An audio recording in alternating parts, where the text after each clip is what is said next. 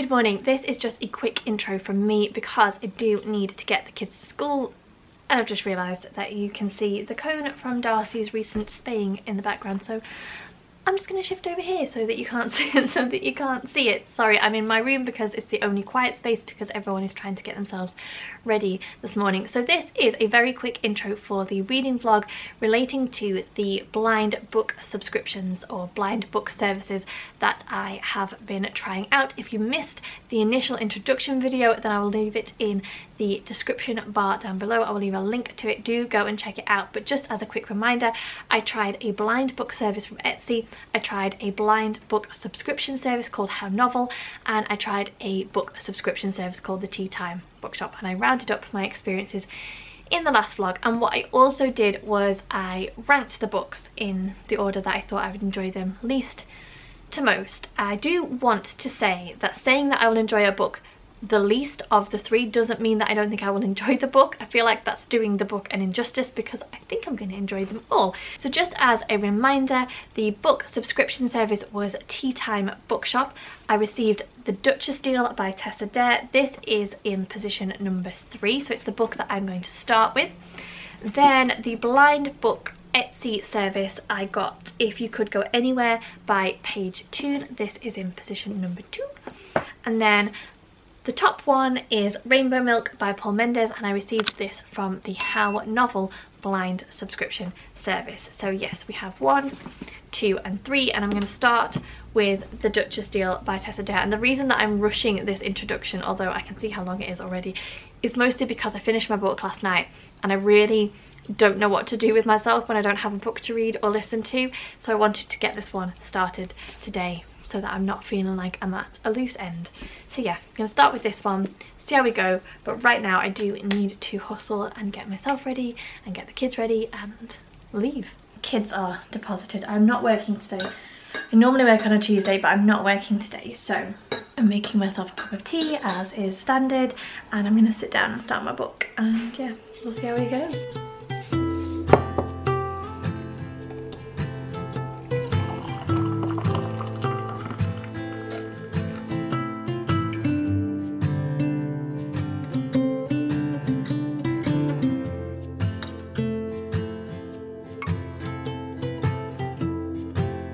So I have managed to read one chapter, and now I'm being accosted by dogs. Oh, is that it? We're done? Can I get back to reading?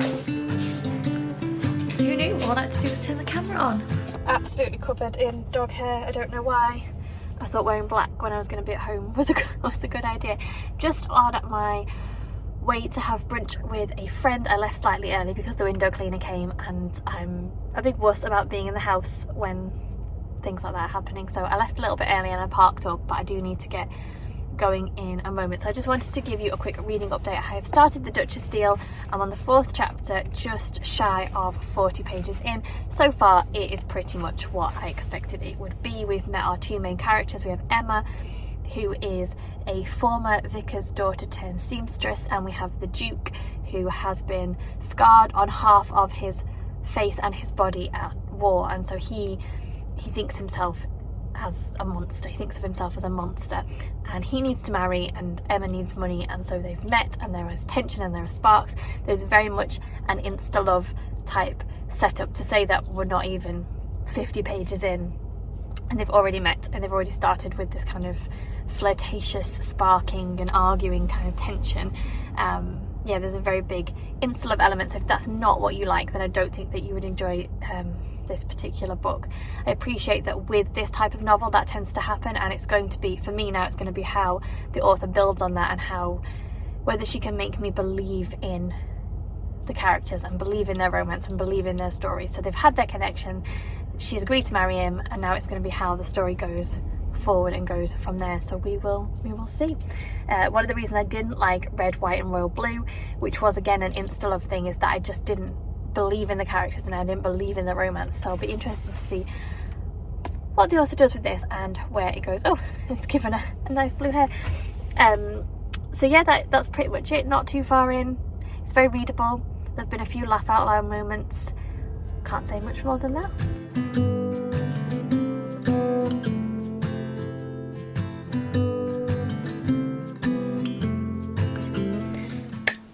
can I tell you about this book? I've probably got 100 or so pages left to read, maybe a little bit less, and it is entertaining. It's very readable, but I do have a couple of niggly questions or queries about some elements of the book. It's very much set up as a Beauty and the Beast retelling style. So you have the Duke of Ashbury, who I mentioned has been injured in a battle, the Battle of Waterloo, and half of his body and his face is completely scarred, and he very much views himself as a monster through looking at himself and his own reflection to how he perceives people have viewed him. So he feels that people stare at him, small children get upset by him, and he has gone as far as to create an alternative persona known as the Monster of Mayfair. So he goes out and roams the streets in the dark, and he technically does good things, but under the guise of not being such a good person. And then obviously we have Emma, who is bright and switched on, and she sees the true Duke underneath all his scars, and that's very much the setup, which is fine. I do think that the way the Duke has gone on and on and on about the fact that he's not a good person and he is a monster and he can't make attachments and etc etc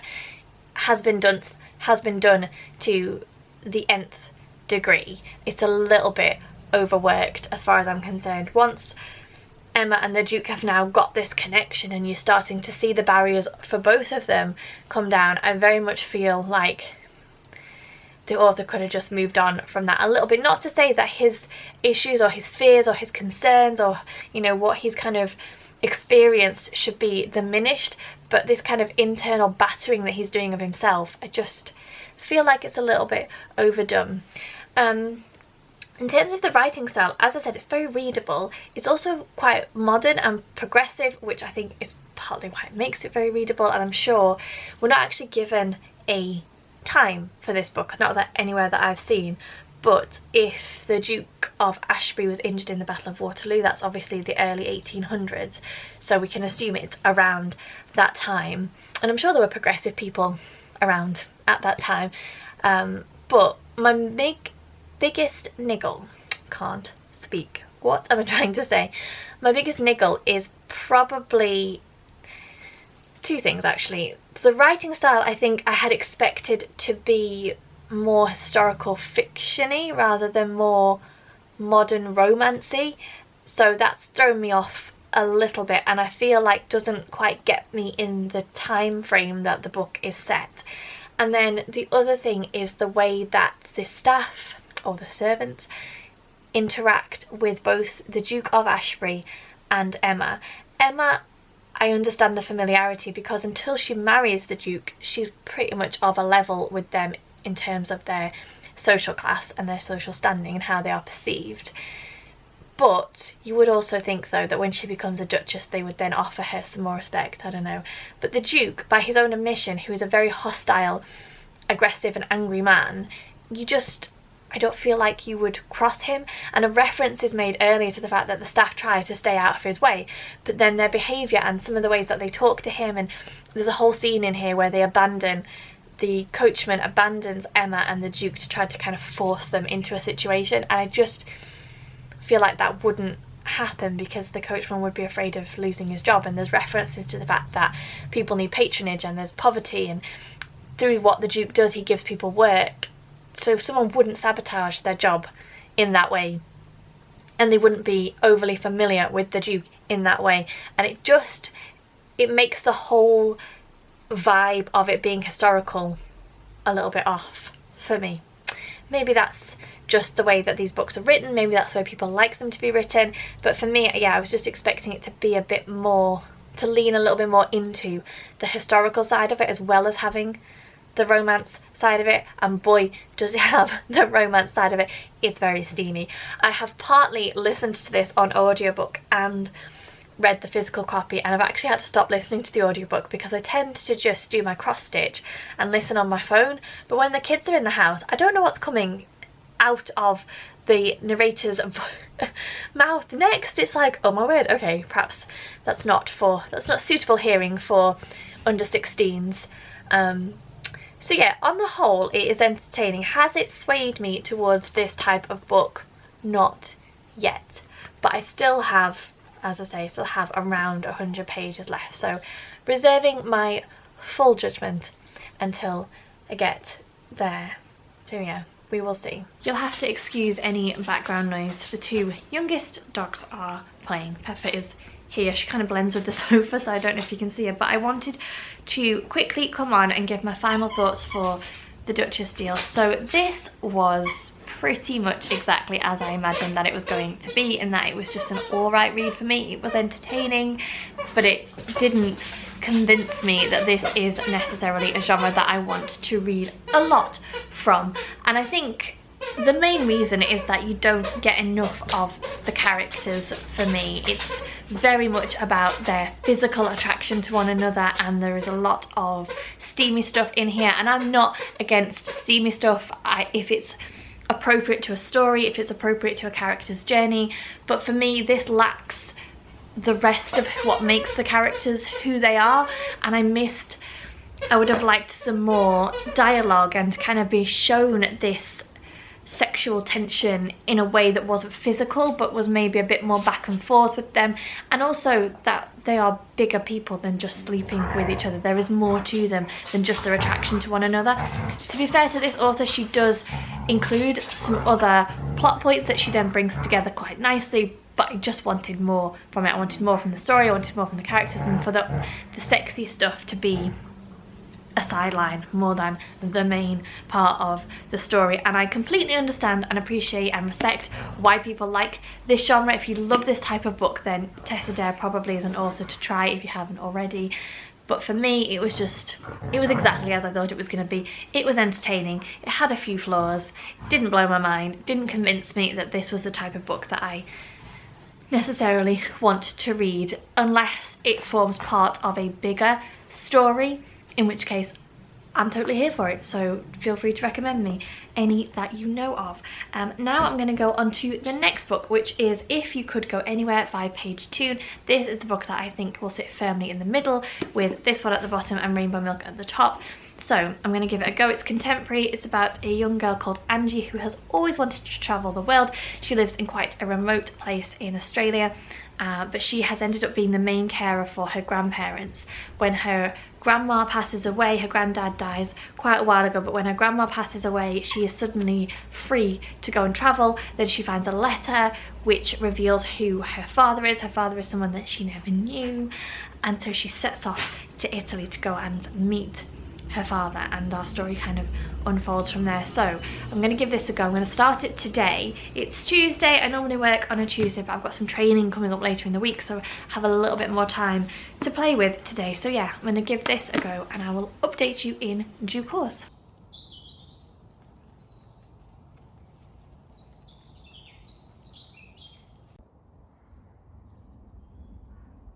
Darcy, what are you doing? What are you doing? Hello, where's your brother? It's quite a bit later. I have read 100 and, oh, probably gave you a nice triple chin there. I've read about 120 pages, and honestly, I do not like this book. It's really weird. I can't remember if I said in the last clip, ignore the dogs barking please. Just waited for the dogs to stop barking. Hopefully they won't start again. I can't remember if I said in the last clip that this had a romance element. So all three of the books that I picked have either love or romance as some part of the story. This is a contemporary romance, and so we have Alessandro, who's like the dark, elusive Italian love interest, and he is the son of Angie's father's wife. So they're not brother and sister, but there is kind of a family connection there, and Angie's father runs an Italian restaurant, and it's just, Angie has only been there for, I mean, I'm this far in. Angie has only been there for a minute, and already she is just so weirdly possessive of Alessandro. So like, I don't know if it's the British in me that means that I am more formal in social situations, plus the fact that I'm just a socially awkward person anyway, but she's really overly familiar and really possessive. So she goes along to the restaurant to help, and something happens, and she follows 2 of these employees into a store cupboard. These employees that she's only known for a couple of minutes, and she's like, "Ooh, what's happening? What's going on? What's the drama?" Which is like, okay, you don't know these people. And then there are 2 ex-girlfriends who still work at the restaurant, and she's really catty about them, like, "Oh, she's been really cold and harsh with me." You're not anybody. Who are you to Alessandro? Nobody. It's like, it's this weird possession thing, and then Alessandro injures himself and she's like, "Don't move, stay there, do exactly as I tell you." I just think it's weird. It's really possessive and strange, and I'm not enjoying the dynamic at all. And then this is really petty of me, but it is a pet hate when authors get things culturally wrong. So please correct me, by the way, if you are British and you would answer differently. But Angie goes to help in the restaurant, and she talks to her family and she says, "Where are you from?" And they say, "Oh, we're from Britain." Now, I don't know why it is like this, but if you are from the UK, you do not say that you are from Britain. You say you are from England or Scotland or wherever, or the UK. You don't say you're from Britain. And it's that kind of like niggly little thing where I'm like, I'm already not enjoying the book. And then now there's this pet hate of mine where they get things culturally incorrect. Like, a little bit of research would have told you that people who are from Britain don't say that they're from Britain. They say they're from the UK or the specific country that they're from. It's just one of those things where I'm like, I'm just really not enjoying it. I think the dynamic is weird. I think that she's really aggressive and possessive without any kind of social boundaries, and she's kind of like taken ownership of Alessandro, and he's not even anybody to her. I mean, I'm gonna keep going, but not loving it so far. You are unfortunately getting tired Jess, and also lazy Jess, because this is my phone rather than my big camera, and my hair is a mess, and just generally living my hot mess life. I have not read all day because I just couldn't bring myself to do it after this morning, but I thought I would sit down and read a couple of chapters whilst Megan is at cadets and Eli's occupying himself, and it just gets worse. Literally 1 chapter in and it ends like this. "Alessandro loves Giulio, she tells me. He'd never disrespect him by sleeping with his daughter. I would never have slept with him in any case," I reply indignantly. "I'm no Teresa." I'm just completely baffled at Angie's strong dislike for Teresa for no reason that I can see in the start of this book. Whether this is foreshadowing for something else, I'm actually baffled by it. As far as I can tell, Teresa and Alessandro were 2 consenting adults who had a relationship long before Angie came into the picture, and even now Angie is in the picture, her and Alessandro do not have a relationship beyond acquaintances because she's known these people a matter of days. And I'm just like, I don't understand this kind of vitriolic hatred that she has for Teresa. Okay, so Teresa has been a little bit cold to her. Teresa? I can't remember how I was saying it now.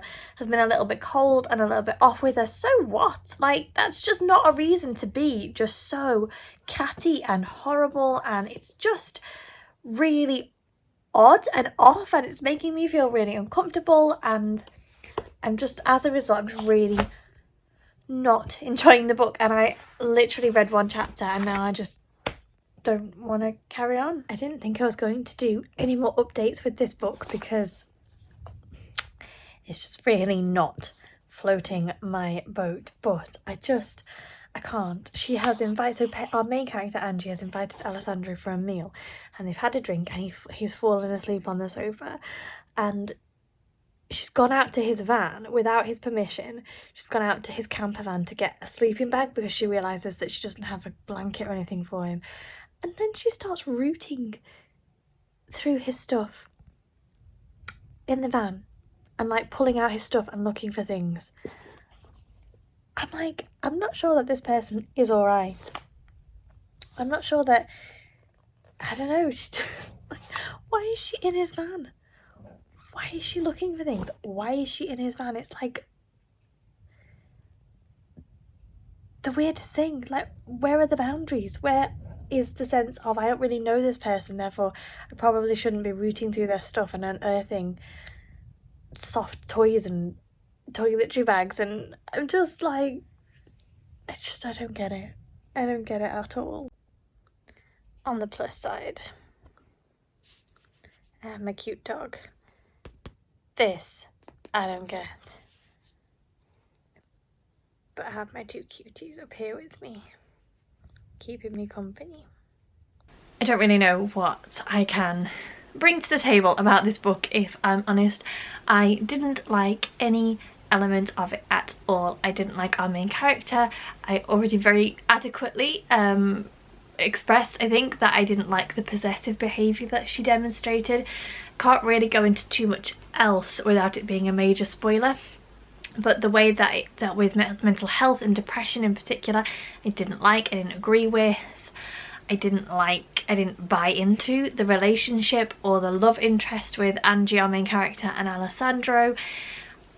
I didn't like any element of this book. The writing style was okay, but this was just not a book for me, and I'm so surprised at that, because I thought that it would be quite warm and light-hearted and entertaining, and it was none of those things for me. So yeah, really didn't like it. Would struggle to give this 1 star. I just thought that it was terrible, and I'm sure that Paige Toon has written better books. I would not shy away from picking up her books in the future, because I do think it was very readable, but I just didn't like anything about the story or the characters or any element of what was represented within this book. And then I am currently 3/4 of the way through Rainbow Milk by Paul Mendes, and this is the book that I thought that I would like the most.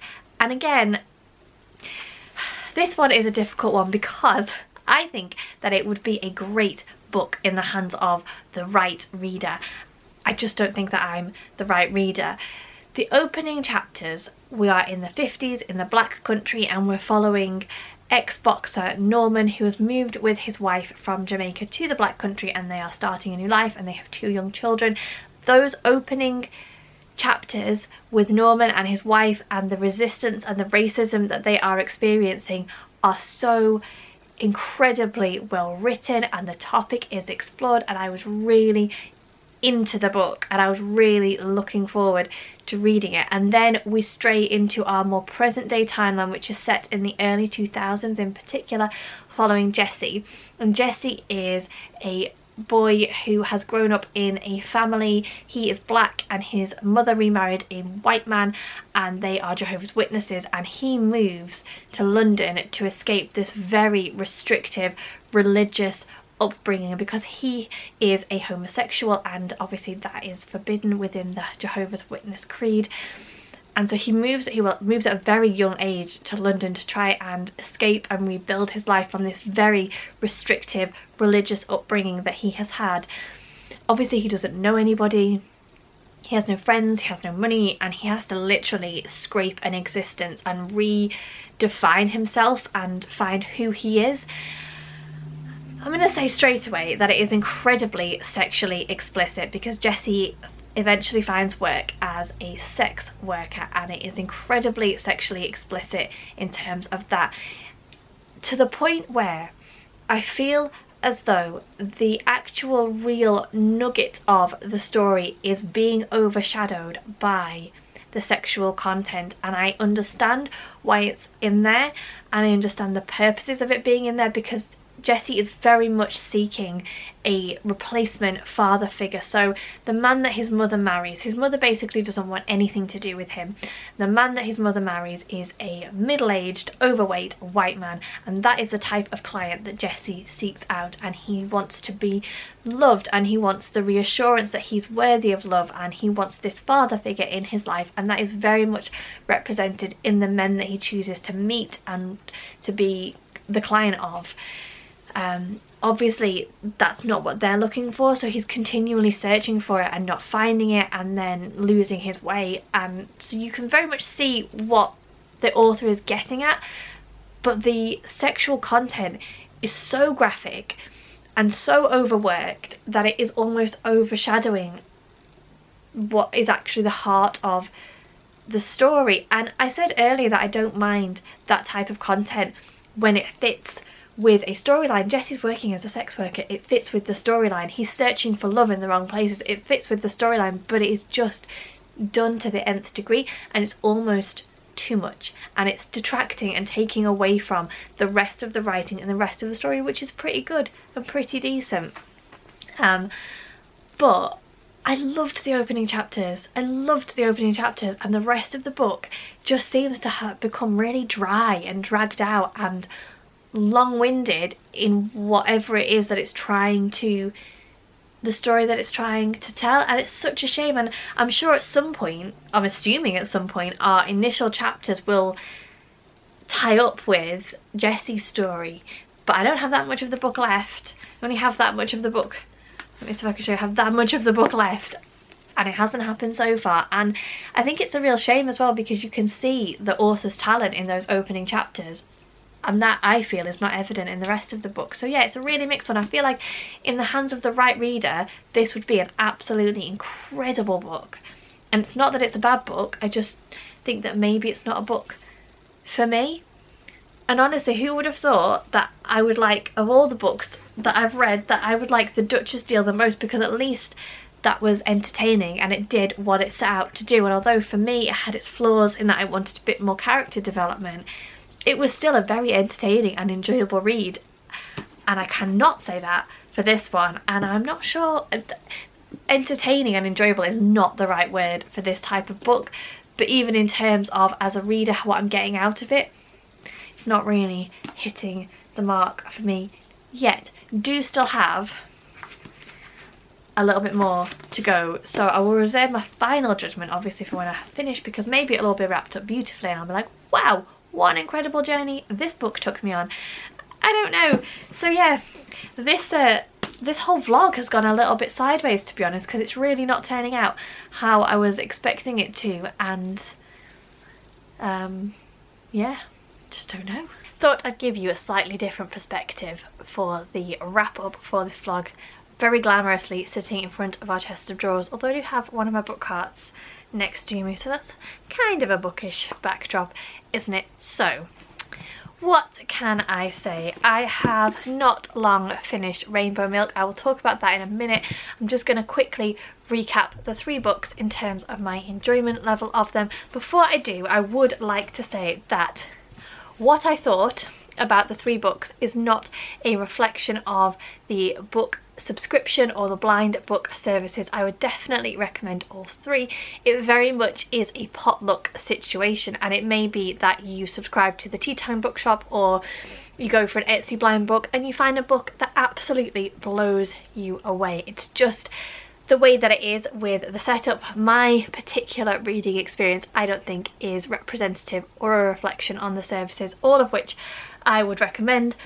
I've had 2 books now from How Novel, and of the 3, I've had 2 more books from How Novel, and of the 3, the 2 that I haven't read yet do sound really good, and I genuinely thought that I would enjoy this, and I'll talk more about that in a moment. So to go through them in order of how I actually enjoyed them, I think you'll recall that I had it in 3, 2 and then 1. The way that it has actually transpired is this is very much firmly in 3rd place.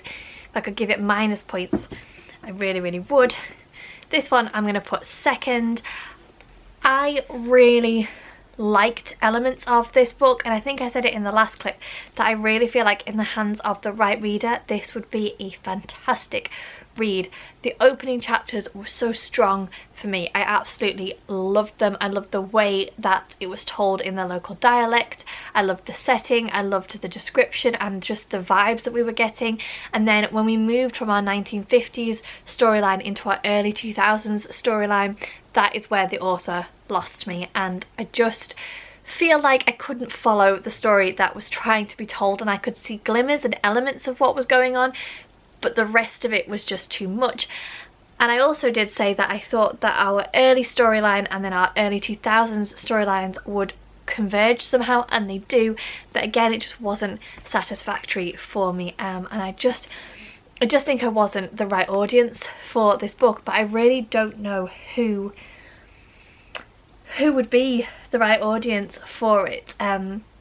James Baldwin is referenced a lot, so I think if you are a fan of James Baldwin's work, then maybe that. I've never read any, but I do know that is referenced quite a lot. yeah, honestly, I just felt like it just wasn't, I could have loved the book, but I just wasn't the right reader for it, which is such a shame. But I will definitely look out for future work from the author, because genuinely those opening chapters were so real and raw and I absolutely loved them. And if the whole book had been written like that, I think it would have blown me away, but it just didn't transpire that that was the case. So a real shame for that one. And then, if you can believe it, and no disrespect to people who love this book and this style of book, but genuinely did not think I would be saying that the book I enjoyed the most of the three was The Duchess Steele. It was entertaining, it did what it set out to do. For me personally, the type of reader that I am, I would have liked a little bit more character development, but certainly in terms of a humorous Regency romance with a little bit of external plot going on, like a sort of a B plot running underneath the whole kind of romance side of things, it did an okay job, and it was certainly the one that I enjoyed the most of the three that I read. Not to say that I really didn't enjoy this, but just not as much, I think, in the end as this one, for the reasons that I have already shared. So yeah, there we go. They are my feelings on the three books. Well done if you got to the end. If you're wondering what on earth this vlog is about, do go and watch my other video where I introduce the 3 book services that I was looking at and reviewing. And I will just say again, my feelings on these books are no reflection of the actual services. Highly recommend. I will leave links to all of them in the description bar down below. So thank you very much for watching. Do let me know if you have read any of the books that I have talked about in this vlog. I hope that you are all keeping safe and well. Take care, and I'll see you all soon.